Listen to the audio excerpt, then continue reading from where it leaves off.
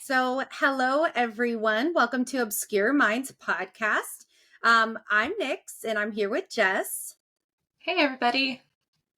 And today I am going to cover a topic that has a little bit of everything, and I'm so excited. So, it has crime, possible murderer, actual murderer, possible serial killer, magic, mythical beings, and witchcraft. Which is perfect for spooky season. um I wore my resting witch face shirt, and I'm going to be talking about witches. But we've all heard of the Salem witch trials, right? I know you've heard of it, right? Yes. Everybody has. But there are witch trials that have actually taken place all over the world. And I am super excited to say that I'm going to be covering the witches of Ireland. Ooh, how Right? fun. I know, super exciting. Little backstory. I think you know this. I think I've told you this, but I don't know why, but I've always like, like there's some places that people want to go, and like some people are obsessed with like other countries and stuff, and they've never even been. For some reason, mine is Ireland. Mine is Ever too. since, is it? So there Yeah. we go. So for some reason, I think it was like a long time ago, like I was in school and my teacher on their screen, like, the like screensavers, how they like click and they move, like how people have slideshows. And something popped up, and I don't remember how it ended up happening or what I ended up saying. And they're like, no, I actually took that picture. My teacher told me. And they're like, it's the purple hills or the purple fields in Ireland. So there's a certain time when you can go in Ireland, and all of the flowers bloom, and it literally just looks like purple carpet over the hills. That's pretty. Yeah. So I'm like, that's something I've always wanted to do. And I'm like, I have to go during the purple fields time. That's when I would want to go. That's awesome. Oh, so I was like super interested when I found out that there's a whole like witch trials and everything that took place, obviously in other places, but in Ireland as well. It's super interesting to me. So first off, I want to say that most of the tales of these witch trials, so I don't know about other ones or in general, but these ones have been passed down through generations. So we need to remember that these are third-party accounts, or some are third-party accounts. So things might be embellished a little bit. And so people who were accused of witchcraft, and I say people because over history, some men have actually been accused of witchcraft. They were thought to do the devil's work, or people who just do not want to conform to society's expectations of them. So, okay. So, like I said, we all know about the witch trials of Salem, and then we're going to cover the witch trials of Ireland. But I just want to mention two witch trials that I had no idea even took place. And there was the witch trials of Scandinavia, and they were called Troll-Whisperers. I know. I feel like it's so awesome I had to say it. And then there was also the witch trials in Japan, and they called them the Fox Witches. So Interesting. that was super interesting. All of this, like the stuff surrounding witches, mainly took place from the 15th to the 19th century, and around 70 to 100,000 executions were committed worldwide. And yeah, I said committed because it's crazy, and I feel like that is a crime because a lot of those people were probably innocent, and that's very sad. Absolutely. Yeah. Holy cow. Oh.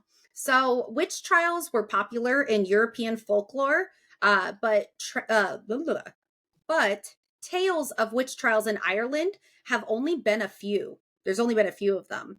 And those are the ones we are going to talk about today. And I'm so excited. Okay, so the first witch we're going to talk about, and before we get into all of this, I just want to say a lot of these names I am going to butcher. I am very bad at pronouncing some things, and sometimes I get on a roll. So even if I say it correct the first time and I get to talking, I'm going to say it wrong again. A lot of these names are Irish names, and I asked my Irish boyfriend how to pronounce these, and he told me. And then I kept saying I'm wrong again after that. And he's like, "You're saying it wrong." I'm like, "I'm probably going to say it wrong, and it is what it is." So I apologize, but nonetheless, here we go. So the first witch is Alice Cateller. And so before we get into her, I want to let you know that this one will leave you guessing. So if you wanted to know the outcome of this one, you're like for sure outcome, you're not going to get that satisfaction. So here we go.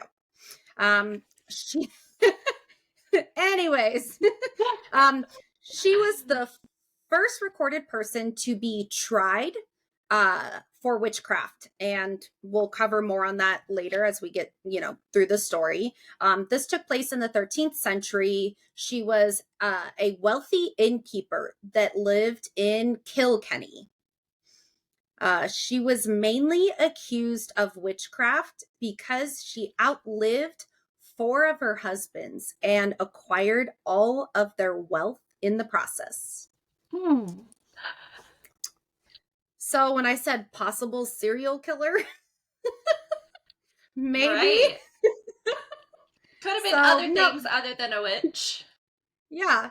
No, I think this is like, I think we had this conversation where like back in the day, it was hard for people to look at women as killers in general because women could never do that. So I don't know if 4 husbands died, she's a witch naturally. They ate bad food. Yeah, exactly. So when she was with her first husband, whose name was William Outlaw, coolest name ever to have, Outlaw. I love it. He died, obviously, because we know that she outlived all of her 4 husbands. But this is where it gets kind of wishy-washy. In 1302, her and her second husband, Adam LeBlond, whatever, they were accused of murdering her first husband, William Outlaw. So I could not find a super clear history on this. Just that they were both accused of killing him. So I don't know if she met him and then came up with the plan to kill him, or if it was innocent and she ended up marrying someone and then later on got accused of killing the guy. Or if it was her plan all along or their plan, I don't know.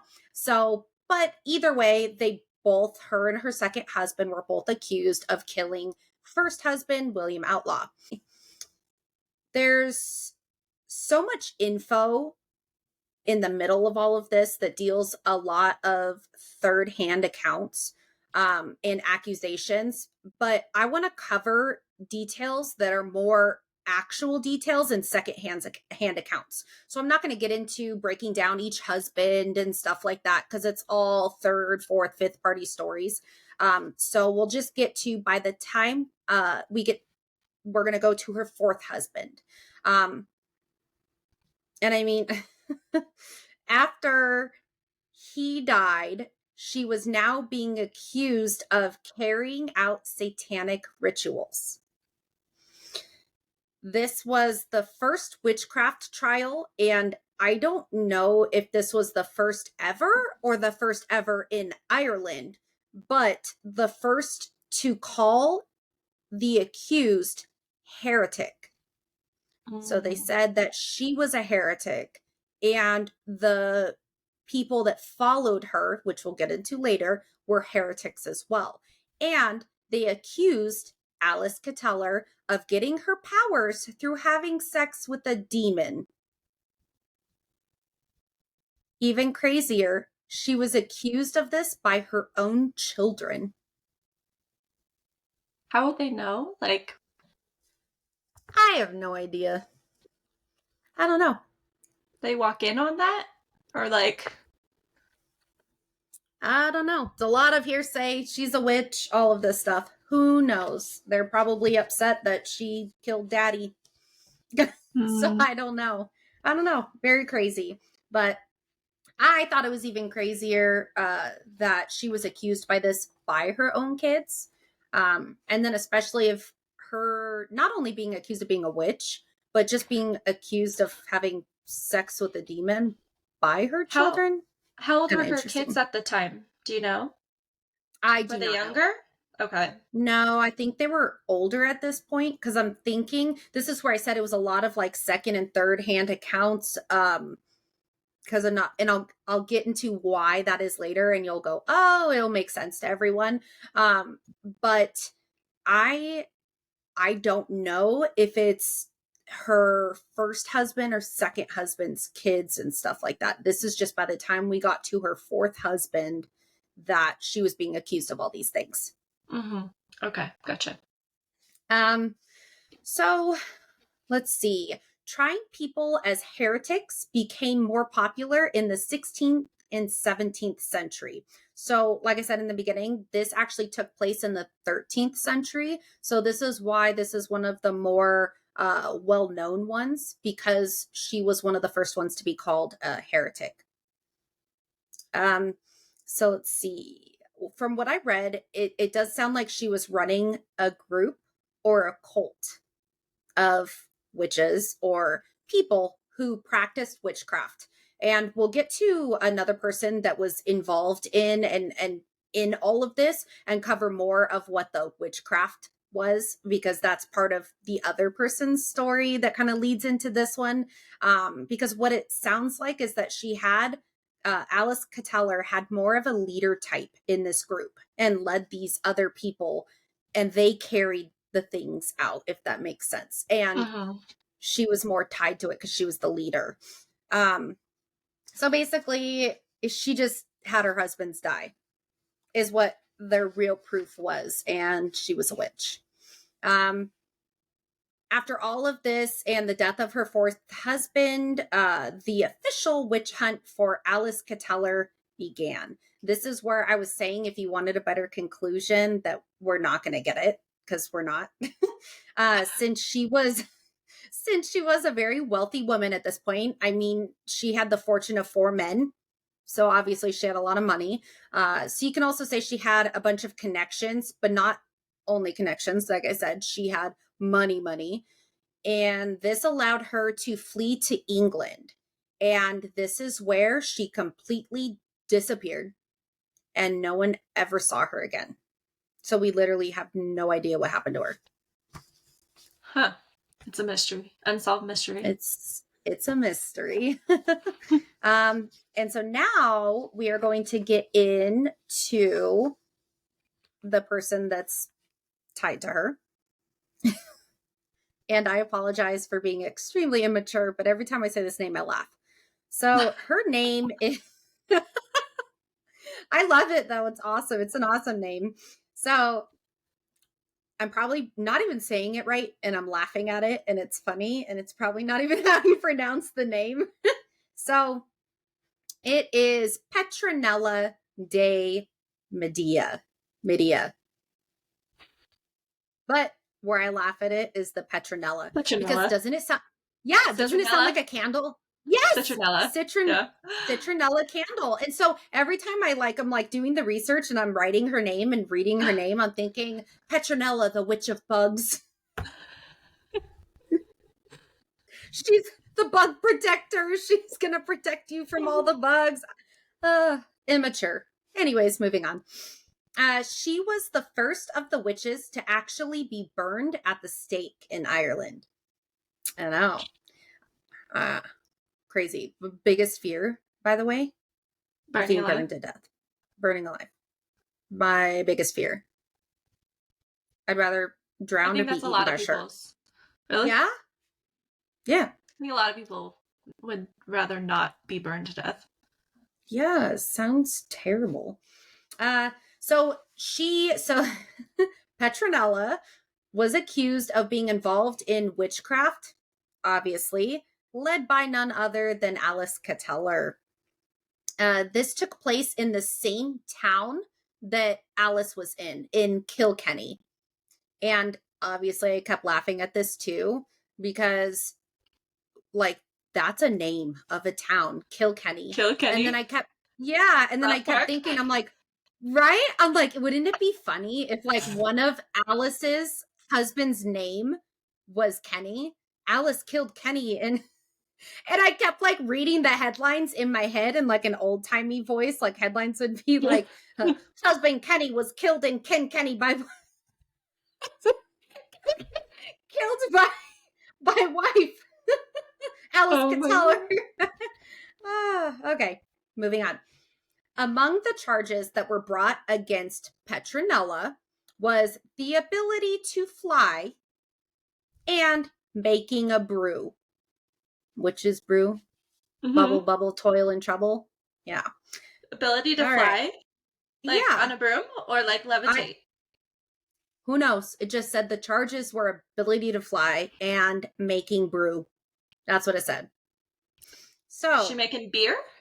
No. We'll get into what's in the brew. It's gnarly. And I'm going to read this. So I'm going to keep looking down because I got all my notes and everything. I'm going to keep like looking down. So I apologize. But okay. So yikes. All right. So in this brew was the decapitated head and intestines of a robber, internal organs of worms, and baby roosters. Baby roosters. That's oddly specific. Right? The hairs from a dead boy. Is she grave rob too? Like, right? I know. What is up with the grave robbing? it's not funny, I don't know. but like... and I know, but all I could think of is like, what the heck were they cooking? Like, what were they cooking in that brew? Where brew? did they get these like, things? I don't know. Yeah, I didn't even think about that. Where would you find these things? First of all, what were you making? Just second of all, house. Yeah. Oh, I got it. It was their ability to fly. That's what it was. Their brew to fly. They needed a little bit. It's like hocus pocus. Because they needed stuff for their brew, but then they just went to the graveyard, dug it up. Oh, naturally, you need the head of a robber. Baby chickens. Oh, roosters. Sorry. Baby roosters. Can't be chickens. So terrible. Yeah. So, like I said, maybe that gave them the ability to fly. That was the flying brew. Who knows? So Petronella later confessed to these crimes, and she was flogged through 6 parishes. So flogged means, if people don't know, I knew what it means, but I had to actually look up the actual definition to really understand. But flog means to be beat with a rod or a whip. And so a parish is, which is interesting. I know what a parish is and I've known what it is, but I looked this up as well, just in case that people wouldn't know exactly what it is. But I didn't know this.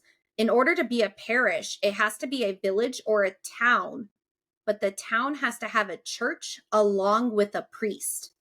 Mm-hmm. I was like, learn something new every day. So basically she was being tortured through 6 different towns. Very sad.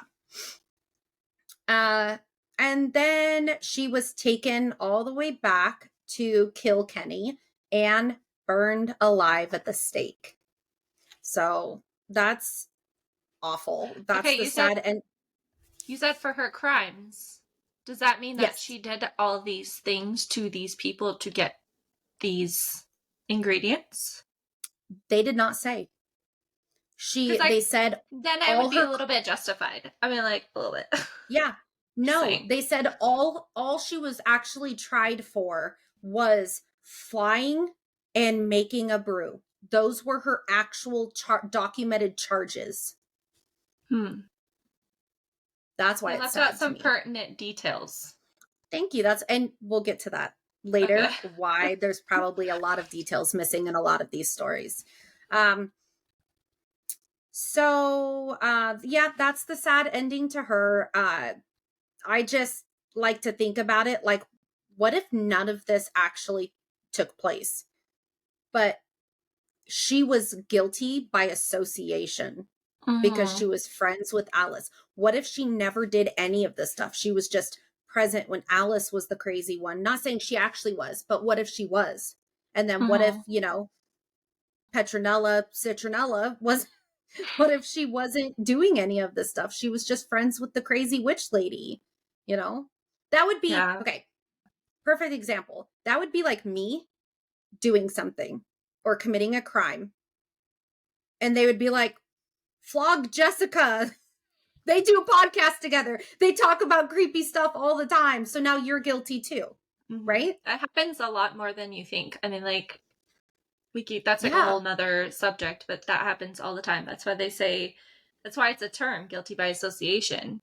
And it's Yeah. very possible that that's exactly what happened to her, especially in Yeah. those times when, like, thinking wasn't as broad. No offense, but Yeah. No, you're let's be not honest. wrong there. Yeah.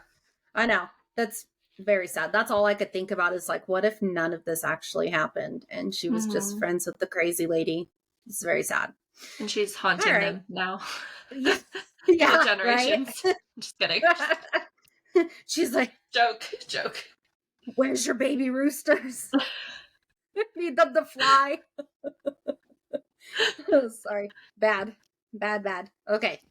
So I am totally going to butcher this. And I know I'm going to. I'm not even going to try to like act like I'm not going to. But this one's called The Witch Trials of Island McGee. And it's all one word. So it's literally the word island and then McGee. But I was told that it was Maggie. So Island Maggie, but it's Magee, McGee. Like NCIS, McGee. I don't know. Yeah. Anyways, so I'm probably going to butcher it and I'm probably going to say it different a bunch of times. So we're moving on. And there's a couple of funky names in here too, but I'm going to do my best.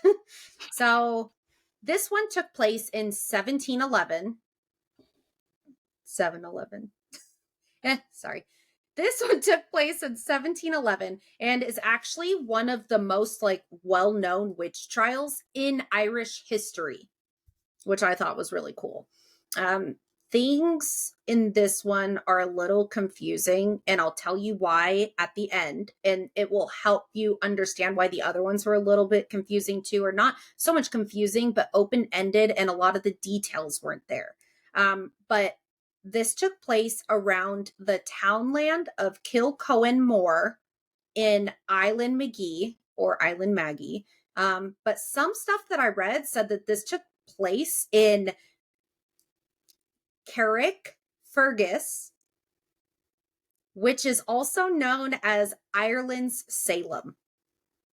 So I thought that was kind of interesting because some places say it didn't happen there, and then some places said it happened there. But then this is also called the Witch Trials of Island Maggie.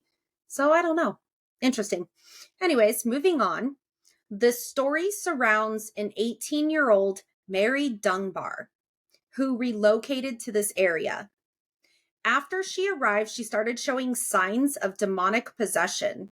She was shouting, swearing, throwing Bibles, and going into fits every time a clergyman came near her. She was also vomiting household items like pins, buttons, nails, glass, and wool. Oh. Poor Mary, first of all.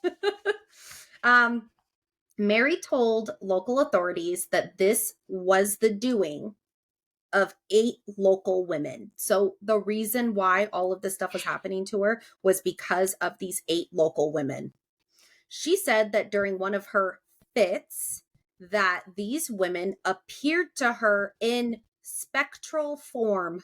So obviously they after that they're like, it's them, they're witches, get them. Mm-hmm. um I couldn't actually find anything showing that if they previously knew the girl before or if she knew them. I couldn't really find anything about that, but from what I gathered is Mary Dunbar was new to the area and just said 8 women attacked me. Then the local authorities helped her identify these 8 women. So how that was actually done, I don't know. But it kind of sounds like she was given the opportunity to like look at these women or point out these women or have the local authorities be like, are these the women? Which one of these women are they? And then she picked them out. Kind of weird, Hmm. right? So, but Yeah. I couldn't really find anything about it. But I have a little bit of a theory and you'll kind of see. And I know as soon as I say it, you're going to be like, okay.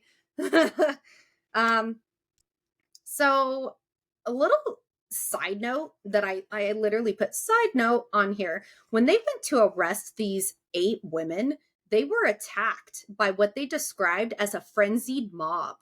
And one of the women that was accused and arrested even lost her eyeball in this altercation. I mean, if any other witch needs an eye, they have an eye of a witch. Oh But yeah, my she lost gosh. her. Isn't that crazy? So that made me think before I even get into like the rest of it, it made me think that these or some of these women may have been like prominent women within the community for a whole mob to attack the police and attack them and do all this stuff. So just little side note there. Um so now let's get into who these 8 women are. And I'm just going to list their names. I'm going to read them from my list. All right.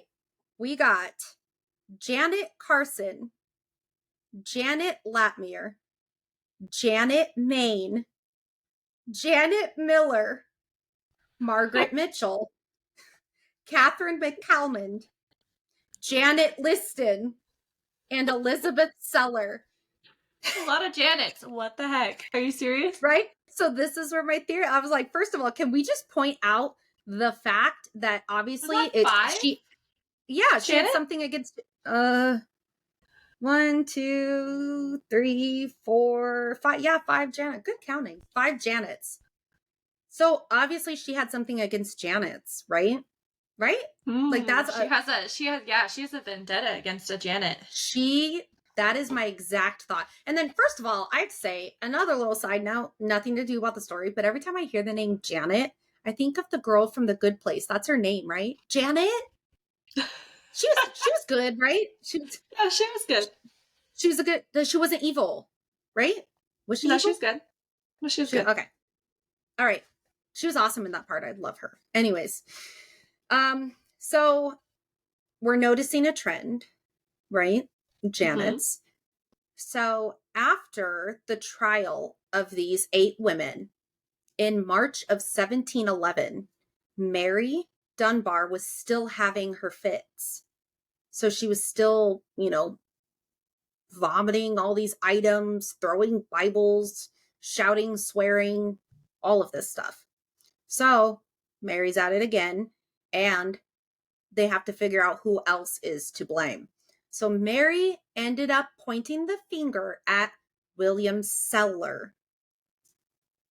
So, yes, William Seller is the husband of one of the Janets, Janet Liston, and the other accused, Elizabeth Seller's father.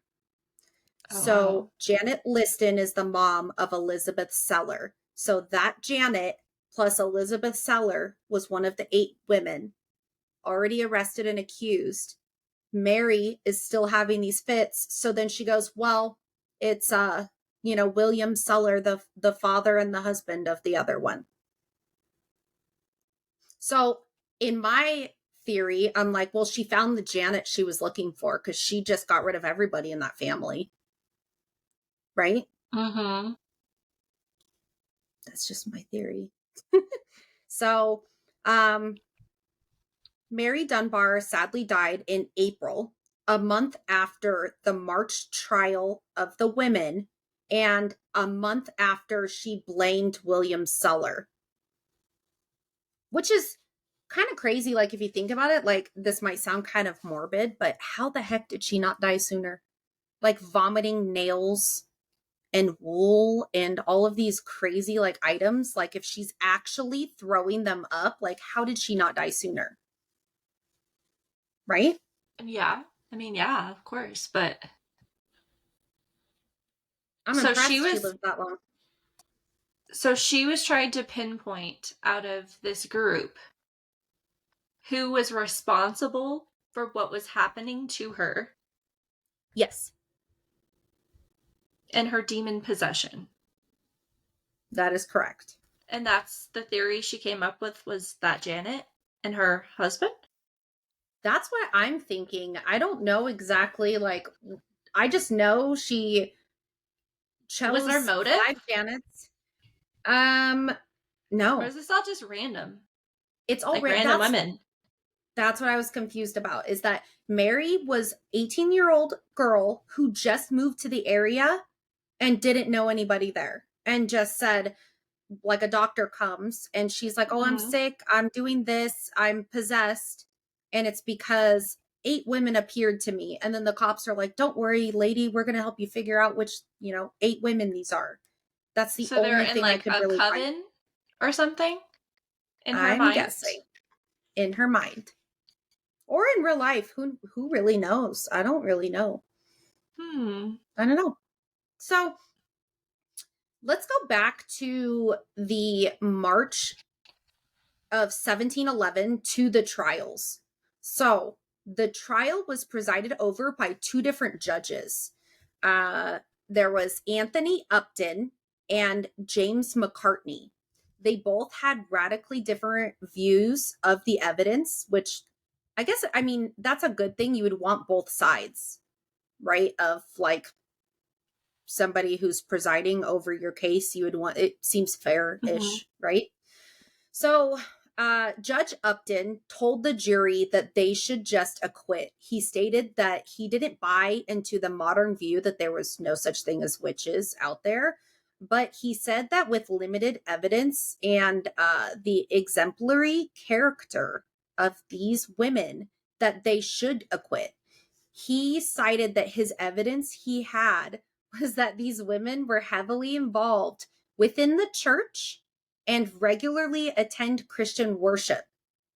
So, from everything I read, it kind of seemed like this guy was, I don't know, he really was like, these are good people and they go to church all the time. Like, do they really have time to practice witchcraft on the side? And he was quoted saying something like that. Do they really have time to do witchcraft as well? So that was his proof. They're too busy. Now, Judge McCartney urged the jury to convict. And unfortunately, they ended up siding with Judge McCartney and convicted the 8 women. So now, the trial of William Seller took place in September of 1711. Like, first of all, that happened so fast, by the way. Like, our court systems move so slow that I There's a can't lot of believe, like, us. oh yeah, it's so crazy. Just Um, kidding. so he was also convicted in September. So, Mm-hmm. like within a couple of months, everyone was convicted, and it's very sad. Um, so this is where we kind of get left on a cliffhanger, and I keep saying that we'll find out why some of this is secondhand and kind of open-ended. So first I want to start by saying that there was the Witchcraft Act of 1586, where they said that there is a penalty of death for causing death by witchcraft. And there's also causing injury by witchcraft. There's like 1 year of imprisonment with time in a pillory. which a pillory is the wood block things where you have to stand with your head in the holes or whatever. What? Let's see. So we're guessing that since Mary Dunbar died, from witchcraft at the hands of William Suller, if you believe what Mary's saying, then he would be put to death. And if what Mary's saying is true, then the 8 women would only be tried for causing injury by witchcraft. And they would have served out their year sentence and their time in the pillory, but we don't know. And I say guessing because during the 1922 Irish Civil War, the Public Records Office of Ireland was burnt down, and all official records up until that point, including official records of all of these trials, were completely destroyed. How convenient. I'm just kidding. Right? I know. But yeah, I thought that was kind of that's crazy. And that's why a lot of this stuff is like lost and second and third and fourth and passed down through generations. It's really hard, because like especially like in those times, like it's so hard to keep all that information together. It's not like nowadays we have like a digital footprint. Computer, bloop bloop. Mm-hmm. Yeah. Exactly. So I found this a little interesting, and I think you will a little bit too, that in 2011, there's 2 historians, Victoria McCollum and Andrew Sneeden, I hope I didn't butcher that, started to look into this case. And because of the lack of evidence, there wasn't really a lot to go off. Obviously, we know why, to go off of. And Sneeden, one of the historians, was quoted saying Mary Dunbar was making the whole thing up. He explained that he thought Mary had heard of the demonic accounts from Salem and Scotland. And this was right around the time when a lot of people were like migrating to this area, which is why Mary Dunbar, 18 years old, came here, new person into the town with her family, because everyone was migrating. And a lot of these stories from Salem and Scotland and the bigger witch trials and stuff like that were brought over. And so he said that he thinks from all the evidence that they do have and the accounts that have been passed down, that she may have learned to play the part of somebody who was possessed. So I thought that this was kind of interesting because with all of the Janets that were mentioned, I immediately thought she was trying to target someone.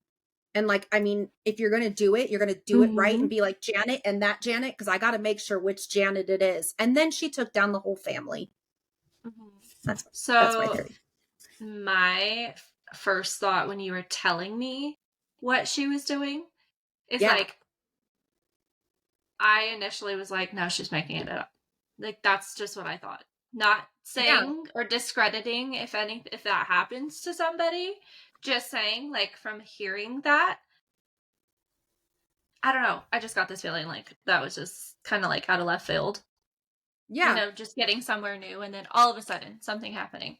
And then to add to it, all the Janets. That's a huge red flag. I'm sorry. If I ever see one, that's a huge red flag.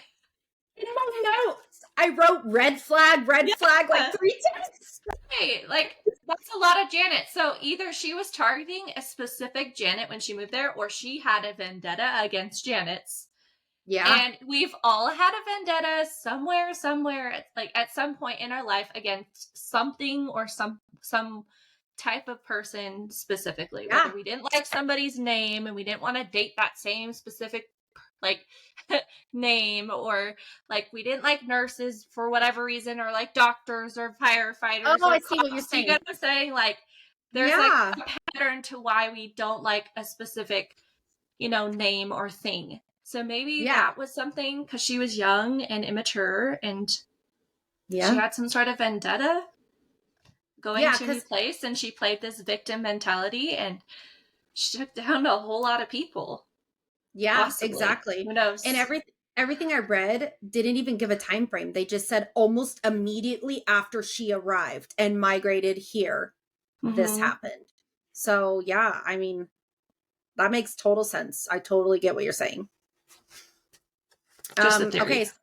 Yeah, no, that makes total sense. So I got 2 more. This one's a little bit shorter. And like I said before, I'm going to butcher this. Not her name, but what her nickname is. I already know, and I'm sorry. But this is the shortest one, and I also think it's the funniest one. And I don't know if that's morbid or not, but it made me laugh. So, Florence Newton. She was an alleged Irish witch. And she was known as the Witch of Youghal. Youghal. Cool.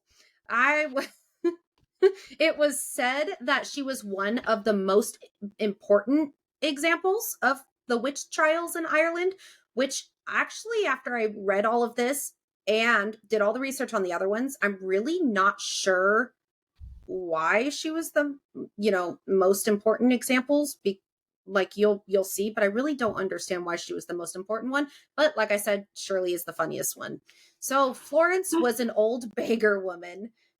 In Christmas of 1660, she approached the house of someone named John Pine, where she asked him if she could have some beef. Just beef. The maid, just beef, right? The maid of the house, Mary Langdon. So it's spelled like Langdon. But Langdon? Thank you. But it goes also known as Mary Longdong. Is that better? I'm so sorry. And all I could think about is poor. I'm intrusive thoughts right now. Right? Poor Mary, the maid. They probably just didn't give any care in the world about what her name was, and they're like, Mary Longdong over here. It's making me think of have you ever seen 16 Candles? No, I haven't. Oh, there's a character on there in his long duck dong. Oh my gosh. Sorry, continue. No. My intrusive thoughts. Funny, right? I don't know. And they also introduced this in multiple articles like it was no big deal. Mary, Langdon, also known as Mary Longdong.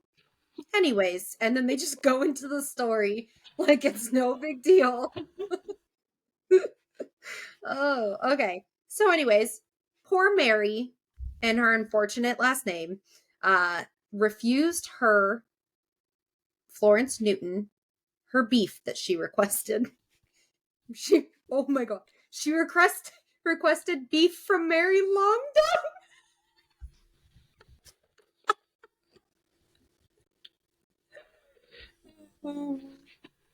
Oh, I'm going to hell. Okay. All right. Moving on. So, Mary said, no, you can't. Mary said, no, you can't have any beef. I'm going to start laughing again. This is when. Okay. So, Mary Longdong refused her beef that she requested. Then Florence was described as grabbing and violently kissing Longdong. What? I don't know. This is what she was tried for, is putting basically a curse on her. So she grabbed Mary and violently kissed her. But what's funny is that how they describe it is Mary Longdong refused her beef. So she grabbed her and violently kissed Longdong. I can't. I'm sorry. This is terrible. But she also mumbled this. I'm gonna butcher the crap out of this. But she, after she kissed her, she mumbled, "Thou hast as good given it to me." To Long Dong. It was like chef's kiss right there. A Florence kiss. Oh my gosh. Okay. So after this, unfortunately, Mary Long Dong became sick. So now it doesn't say if she died. It just says that she became sick. So hopefully she survived. Um, so Florence Newton was arrested in March of 1661. While she was in jail, she kissed the hand. I don't know what is up with this woman and kissing people, but she kissed the hand of somebody named David Jones, who was said to be her jailer. And so she kissed this guy's hands through the bars. David Jones, the person that was, in charge of the jail. Jones's wife said that her husband, like, he became sick, and she goes on trial. And during her trial, Jones's wife spoke, and she said that as her husband was dying, he was screaming Florence's name, like on his deathbed. So I don't know. I have a theory. Okay. I'm wondering if it's the same as mine. I'm really curious. Okay, go. I'm like hand, foot, mouth disease. Right. Okay, that's where I started going. Not quite there, but that's where I went to. Some weird disease they had back in the day. Like they had some weird stuff back then.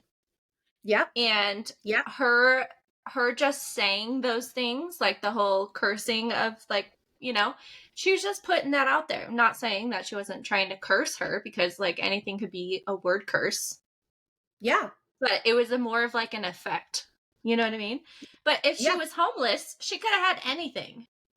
I literally say that same exact thing. So that's so funny that you came to the same conclusion there. That's so cool. And then she swapped it with her. Like, come on. She violently kissed her in the report, so I don't know what that means. I have no idea. So it was reported that Florence was put under brutal tests to see if she was, in fact, a witch. And if she was, then they would sentence her to death. It was also reported that she was convicted and executed. But a report from Andrew Sneeden, yes, the same Andrew Sneeden that we spoke about, in the previous case, that he also worked on, the case of the Island McGee, that Florence had in fact died before the trials even took place. So this is where I go into my theory, where I say the one thing I want to point out, that if she did die before the trial, and we know these trials obviously move very quickly based on the other evidence that we have, that they said she was homeless. Basically, she was an old beggar's woman. The way they describe her is, tattered, run down, stuff like that. So I was assuming exactly what you were thinking, that maybe she had a sickness and she was passing the sickness on to people she was coming in contact with, because she didn't have access to clean water, food, back then that wasn't really like health care, but just cleaner environment. And she didn't have access to that. So she may have been, carrying something around, and she may have lived longer than everybody, like the David Jones person, because she was living on the streets and in this environment that her, how you're, what do they call that, you build up more immunity to things. Exactly. So that's what I was kind of thinking of. But another thing I was thinking of too is that maybe, like, I don't know, she could have been a witch. I have no idea. But I was thinking that one of the reasons why she died before the trial took place was because they tortured the literal crap out of her. They said they put her under extensive tests. to see if she was a witch. And sadly, she could have passed from that as well. So, but we'll never know. That's crazy. Just all I know. All right. That was quite the story. I know. So that was the funniest one, but this is the last one. And I got to say, this is my favorite one. And I'm so excited. And it's okay. All right. So let's get into the story about Bridget Cleary. So she was actually known as Ireland's last witch. So, little backstory. Bridget Cleary was described as extremely beautiful. So, everything I read about her just said that she was a dime piece. So, she was married to a man named Michael Cleary in August of 1887. Even though they were married for 8 years, they had no children. And I'm actually super thankful for that after reading the story and knowing like what happened, that they had no children. Bridget moved back to her hometown, gonna butcher this name, of Ballyvidea, and lived with her parents while Michael continued to work in Clonmel as a cooper. Somebody who makes or fixes barrels for ships. Interesting, right? And I think that's how you say it. Cooper, I don't think it's a copper. I think it would be a cooper. Anyways, Bridget was Bridget was living with her parents, and she became extremely independent and successful, which was crazy weird for women in this era to be, successful and independent on her own when she wasn't with her husband. So I think that she was already looked at as different and kind of like that, how dare she be successful without a man vibes around her. She actually kept her own chickens and sold eggs to her neighbors. So that's a fun little fact. And she was also one of the first women in her town to own a Singer sewing machine. And I thought that was kind of cool because Singer sewing machines are still one of the top brands around today. Oh, yeah. And that's really cool. So people actually described her as a very professional woman. So fast forward to later on down the road, they finally move into a home together after they've been apart for so long. She was building her own success. He was working, as a cooper. And I'm going to keep this part very short because I don't even want to get into how they acquired this home because I feel like that's a whole story in itself. But long story short, there's homes that were designated for laborers. But what's weird is neither Bridget nor Michael were actually entitled to get this house, but they got it anyways.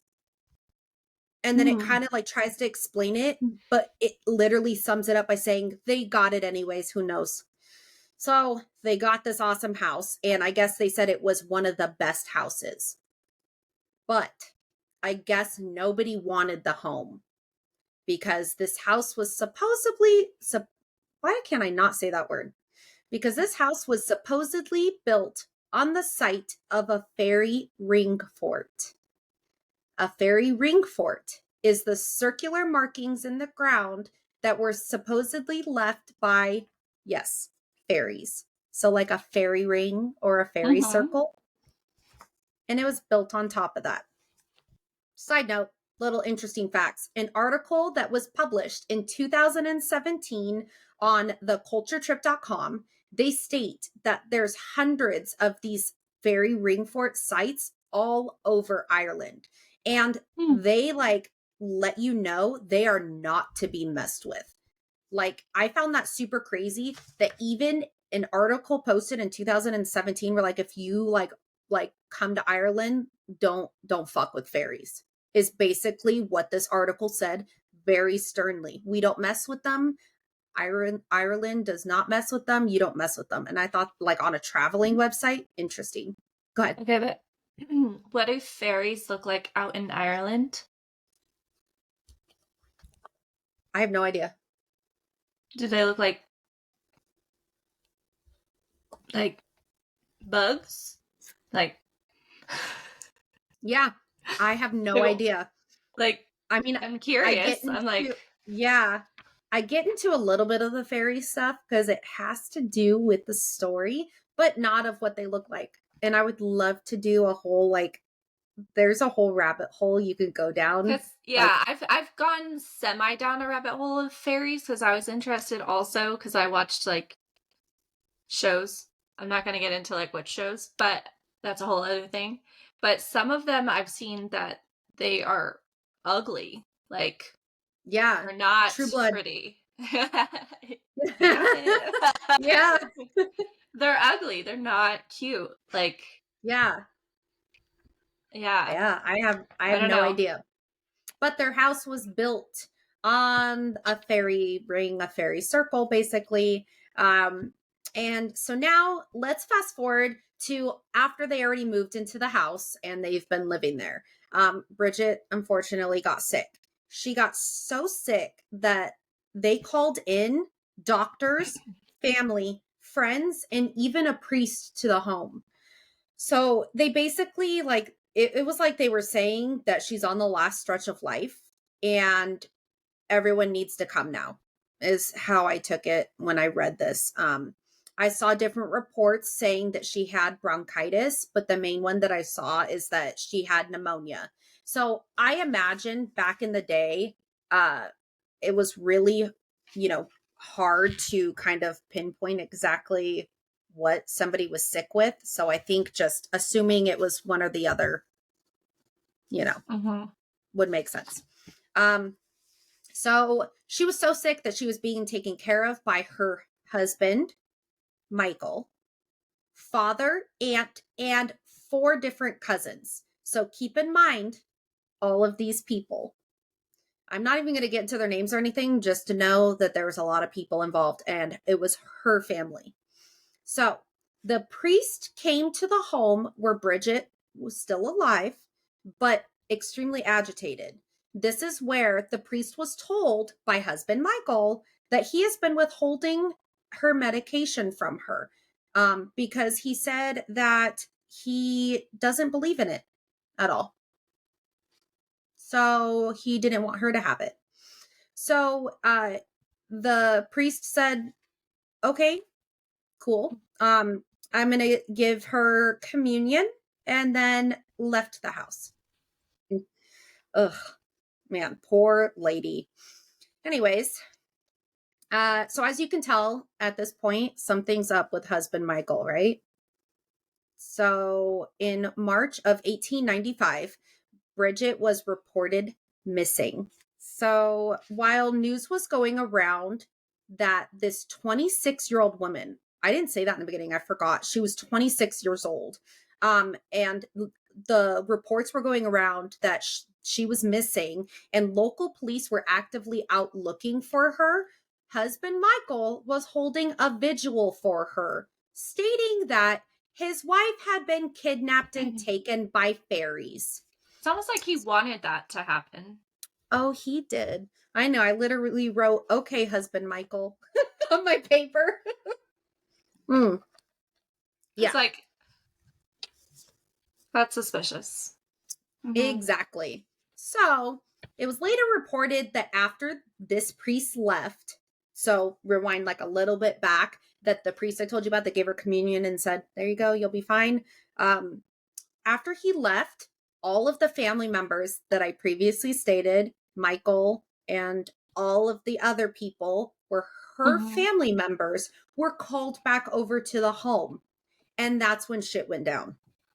Basically, husband Michael convinced her whole family that she had been abducted by fairies and replaced with a changeling, which is really weird because if you know anything about a changeling, that in folklore, a changeling is a strange child that's substituted for another and or left by fairies to replace another child.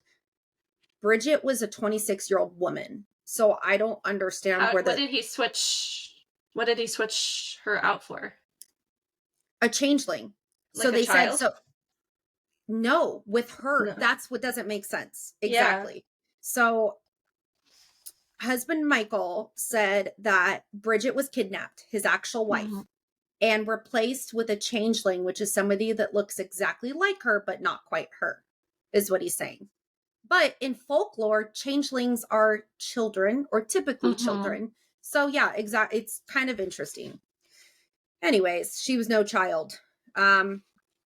So husband Michael convinced her family that this was actually true. And so they need to take action now. So they performed this poor girl. They performed rituals on her that husband Michael said he would get his wife back if we did this. So they threw urine on her, held her over the fireplace to try to cast this fairy out. This is where I get confused because I said, I even wrote it down. I'm like, wasn't she a changeling? So now she's possessed by a fairy. Like, husband Michael can't even get his story straight on which thing she is or what's going on, because he kept telling the family in the reports that we're trying to cast the fairy out of my wife, but then said my wife was actually abducted and this thing is not my wife. So if we take care of this thing, they'll return my wife to me. This guy had no idea what the heck he was doing. So anyways, husband Michael continued to force feed his wife. What? I have no idea, and I can't find any reports on what this poor girl was force fed. I mean, she couldn't even have her meds, but she's force fed God knows what, and urine's thrown on her. So I don't know. We can use our imagination there. So in front of her family, he throws her down in front of the fireplace and tortured her with a burning piece of wood. Bridget's clothing then caught on fire, and husband Michael threw lamp oil over her. Oh my God. Her family said that it wasn't even clear whether she was dead before she burned to death or not. Oh my. He just kept telling the family, don't worry, this will bring my wife back to us. Freaking husband Michael. When obviously it did not. We know it did not. He hid her body, proceeded to have a vigil, and waited for the return of his actual wife. So the local authorities found the body. Now, I'm not sure if it was after all these people were arrested that they found the body, or before, if they found the body, or if the family told them where the body was, but nonetheless, they found it, they found her, they found the body. And the whole family was eventually arrested for her murder. They murdered her. So during the trial, the jury was able to see the condition of the body, the extent of her injuries, and someone in the jury was actually reported saying that we were able to verify the body was Bridget by looking upon her face. So they actually got to like go up and look at her poor burnt body and look at her face. Wow. Horrible, right? So husband Michael was found guilty of manslaughter and he was sentenced to 20 years. I mean, okay, hold on. I gotta say this is okay. He was sentenced to 20 years of penal servitude. I don't know how you can say that without laughing. Okay. He was sentenced to penal servitude. He spent 15 years in prison and then was released. Why is so many of these so immature, but I love it. I'm sorry. I will forever be a child. It was ah. Yeah. So, yeah, he was sentenced to yeah. So, no. He spent only 15 years in prison and then was released in April of 1910 and was able to move on with his life. He went to England, the city of Liverpool, where he then immigrated to Canada. And I literally put a note here. I said, I mean, you would have to run away from being the crazy guy that convinced his family that his wife was abducted by fairies. husband Michael. My God, I'm sorry. Why did he get released early? Like good behavior? Doesn't say. It doesn't say. It just says he was found guilty of manslaughter, sentenced to 20 years, served 15. Okay, can we backtrack to like Of why course. he may have done this? Oh, I get into it a little bit too. Okay, So I let want to me know. read you.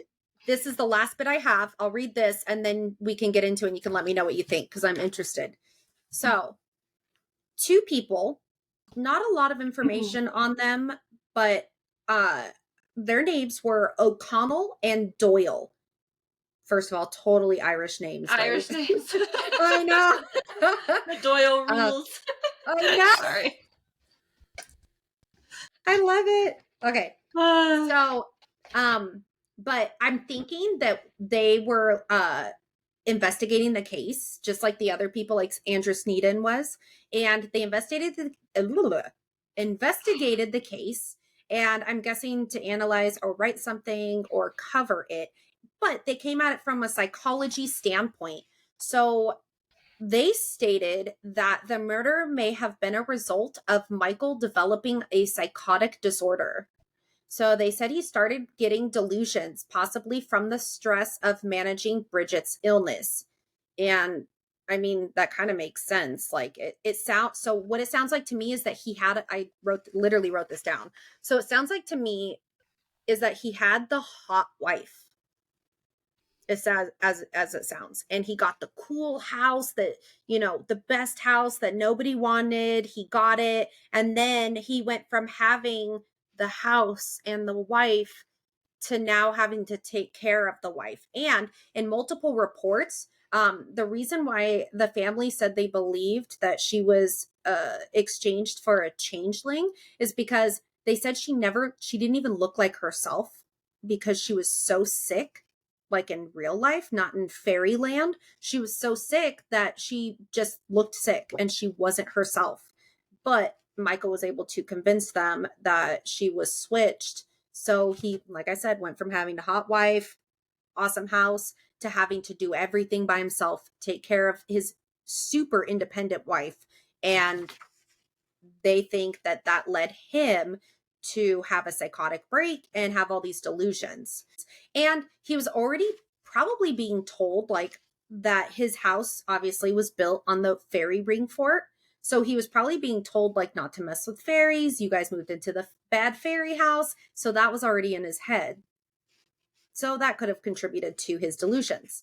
I also read that they also looked into the family. This is the last thing I'm going to say, is that they said they think that her family had some possible learning disabilities. So that would have made them even more susceptible to believing in husband Michael's crazy delusions, paired with the fact that she did look so different that it was easier for them to go along and believe that something like that happened to her. And husband Michael got to live out his life in Canada. I disagree with absolutely all of that, to be honest. You do? I do. So my theory is that the husband was full of shit. Here's why. So he had the hot wife, he had the whole shebang, the house, the everything, right? He had to maintain this life. He was like, he had it all, right? So then when all the bad stuff happens, the wife's deteriorating, he's having to take care of her, he doesn't know what to do. I don't think that's really going to put someone in a psychosis state. I think that's really just an excuse for him to get rid of his wife. So he doesn't want to deal with it. Oh, okay. So he can move on with his life. So he makes up these stories because, yes, he lives in fairyland. So he convinces the family and manipulates the family into believing these lies to create a story to tell the cops when he gets rid of the wife. Now everyone's in on it. Everyone's accessory to this murder. Yeah, and they were. Why do you think he took away her medicines? Yeah. Yeah. I'm sorry. I don't believe anything about psychosis in this entire story. It sounded like he was just mad that he had to be an actual husband. Yeah. Yeah. And, in my opinion, thing with the husband. I don't think he was crazy. One bit. Okay. So here's my question. Do you think that he planned this after she got sick and it was just a convenience that they got into the fairy house? Or do you think it could have been something that he was planning for a while, because how convenient they move into the fairy house? Because it was very odd, and I got a weird vibe from reading about how they acquired how they acquired the house. It is kind of weird. Like you said that you don't know how they got the house. There's not a lot of like details. They weren't even entitled to it, and then it said, but they ended up with it anyways. Exactly. So that could have been the whole thing all along too. Like, did it say anything about like after her death, did he get anything out of it? Like, even though he ended up in prison for 15 years, did he get anything later on? Doesn't say. See, I don't know. Or I didn't even look that far, yeah. But point is like he was trying to hide the body, or even try to seem insane, to plead insane. Yeah. So there's a lot of things to it that just doesn't make sense. It seems like he premeditated the whole thing. Keeping your medicines away from your wife, that's not your choice to make. I'm sorry, you're not the sick one. Yeah. He even, like, it said in the stuff I was reading that he called the doctor there. Doctor gave her medicine, and then husband Michael was like, "No medicine for you. I don't believe in this." Exactly. But he didn't want his wife to get better or to feel better because he wanted her to die sooner. That's my thoughts. Interesting. That's just my thoughts. We all have our own opinions, but I feel like that last one was probably the craziest one. That is crazy. I know. So I wasn't kidding when I said like this. We're literally covering everything. Crime. Yeah. Possible murderer, actual murderer, possible serial killer. It's a lot of stuff. So, but yeah, so those were some of the top witches of Ireland, and extremely interesting. I love knowing about all of the stuff around, Salem witch trials. And like I said in the beginning, I absolutely love Ireland, and I love that I got to do this episode, and it was a lot of fun. And don't go out violently kissing people. That's not nice. That's not nice at all. We spread germs that way, guys. I know. So nice. lesson learned today: do not violently kiss, and do not kiss anybody that doesn't ask for it. I mean, consent's a thing. Don't do that. But yeah, I think that's it. And poor most of those ladies. But I gotta say, besides Alice Cateller, I think she was a serial killer. I think she killed some of those husbands. I think there was lots of rat poison involved. Yeah, exactly. So, but poor the rest of them. It's very, very sad. Very sad. But yeah, so that's it. That's a wrap on the history of witch trials in Ireland.